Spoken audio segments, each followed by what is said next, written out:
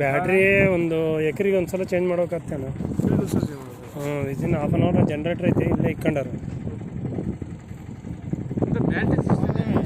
Battery system ಜನರೇటర్ తీసుకున్నారు. ఆ battery charging గాడి చేస్తామంటుంటే వాళ్ళ కాస్ట్ ఉంటుందంట మిషన్ కాస్ట్ 10 lakhs చెప్తున్నారు కానీ అంత ఓవర్ లక్ష నుంచి 280,000 అని చెప్తున్నారు. సబ్సిడీలో 80,000 ఇస్తామన్నారు.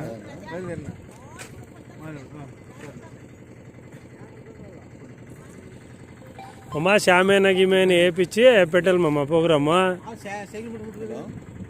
ಅದು ದಾರಿ ಹಂಗ ಉಮ್ಮಣ್ಣ ಕೆಳಗ ನಮ್ಮೂರು ಒಲೆರ ಹೊಲಕ್ಕೆ ಹೋಗೋ ದಾರಿ.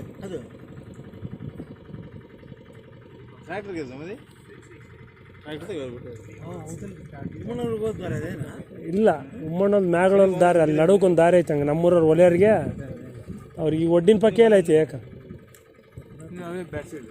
అదే ఎంతసేపు ఛార్జింగ్ తీసుకుంటుంది ఒకసారి బ్యాటరీ?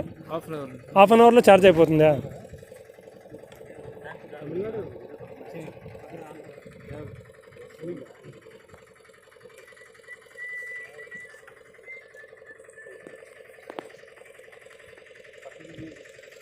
దీంట్లో పెట్రోల్ కూడా వచ్చిందా ఏం లేదా? ఉంది కదా, అంటే వస్తుంది అప్పుడే.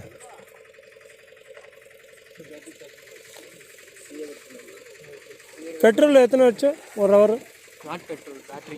ಓನ್ಲಿ ಬ್ಯಾಟ್ರಿನಾ ಇರುಕೋ? ಪೆಟ್ರೋಲಲ್ಲಿ ಇರುಕೋ? ಪೆಟ್ರೋಲ್ ಮಿಷಿನ್ ಇಲ್ಲ?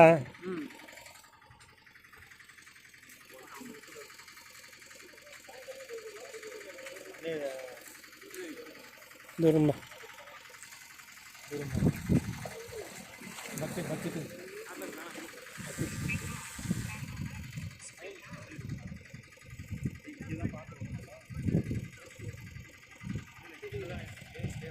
బయట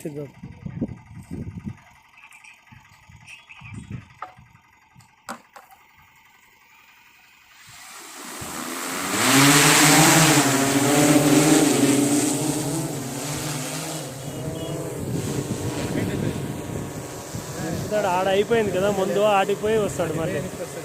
ఆడ ಪಾಯಿಂಟ್ ಸ್ಟಾಪ್ ಪಾಯಿಂಟ್ ಅಲ್ಲಿ GPS ಲೊಕೇಶನ್ನಾಗ ಆ ರೆಡ್ ಮಾರ್ಕ್ ತೋರಿಸಿರ್ತೈತೆ. ಸೀದಾ ಅಲ್ಲಿ ಹೋಗಿ ಆ ಪಾಯಿಂಟ್ಲಿಂದ ಮತ್ತೆ ಸ್ಟಾರ್ಟ್ ಮಾಡಿ ಬರ್ತಾನೆ. ಕರೆಕ್ಟು ಸಾಲ್ ಮೇಲೆ ಕರೆಕ್ಟ್ ಬರ್ತಾನೆ 6 ಸಾಲು. వాళ్ళ సిస్టంలో చూపిస్తుంది, వాళ్ళ మొబైల్లో చూపిస్తుంటుంది. ఆయన చూపించింది కరెక్ట్ ఆ పాయింట్ల నుంచి. ఇప్పుడు వాటికి అయిపోయింది, ఇప్పుడు వాటికి అయిపోయింది కరెక్ట్ లైన్. మన ఎద్దులో కూడా పక్కకు అంత నీట్గా పోయేస్తుంది. ఏమంటే టెక్నాలజీ కొంచెం చదువుకొని పిల్లలు అయితే బాగుంటుంది. మోటార్ అయితే ఇంకా